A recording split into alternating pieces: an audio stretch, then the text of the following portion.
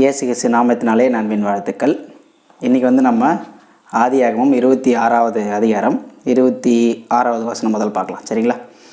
அபிமெலேக்கும் அவன் சிநேகிதனாகிய அகுசாத்தும் அவன் சேனாதிபதியாகிய பிகோலும் கேராரிலிருந்து அவனிடத்துக்கு வந்தார்கள். அப்பொழுது ஈசாக்கு அவர்களை நோக்கி, ஏன் என்னிடத்தில் வந்தீர்கள்? நீங்கள் என்னை பகைத்து என்னை உங்களிடத்தில் இராதபடிக்கு துரத்திவிட்டீர்களே என்றான். அதற்கு அவர்கள், நிச்சயமாய் கர்த்தர் உம்மோடே கூட இருக்கிறார் என்று கண்டோம். ஆகையால் எங்களுக்கும் உமக்கும் ஒரு ஆணை ஏற்பாடு உண்டாக வேண்டும் என்று நாங்கள் நிர்ணயம் பண்ணினோம். நாங்கள் உம்மை தொடாமல் நன்மையையே உமக்கு செய்து உம்மை சமாதானத்தோடு அனுப்பிவிட்டது போல நீரும் எங்களுக்கு தீங்கு செய்யாதபடிக்கு உம்மோடே உடன்படிக்கை பண்ணிக்கொள்ள வந்தோம். நீ கர்த்தரால் ஆசீர்வதிக்கப்பட்டவராமே என்றார்கள். அவன் அவர்களுக்கு விருந்து பண்ணினான். அவர்கள் புசித்து குடித்தார்கள். அதிகாலையில் எழுந்து ஒருவருக்கொருவர் ஆணையிட்டு கொண்டார்கள். பின்பு ஈசாக்கு அவர்களை அனுப்பிவிட்டான். அவர்கள் அவனிடத்திலிருந்து சமாதானத்தோடு போய்விட்டார்கள்.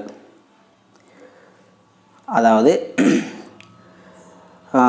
அபிமெலேக்கோட சிநேகிதன் அகுசாத்தும் அவனோட சேனாதிபதியாகிய பிகோலும் இருவரும் ஈசாக்கிடத்தில் நாங்கள் எப்படி ஒரு சமாதானத்தோடு உங்களை அனுப்பிவிட்டோமோ அதே போல் நீங்களும் எங்களுக்கு எதிராக தீமை செய்யாதபடிக்கு எங்களுக்கு உடன்படிக்கை பண்ணி கொடுக்க வேண்டும் சொல்கிறாங்க. அதே போல் அவன் விருந்து பண்ணி அவங்கள உபசரித்து அதிகாலையில் எழுந்து இருவரும் அந்த சமாதான உடன்படிக்கை பண்ணி கொண்டதுக்கப்புறமா அவங்க ஈசாக்கை விட்டு போய்விட்டாங்க. சரிங்களா?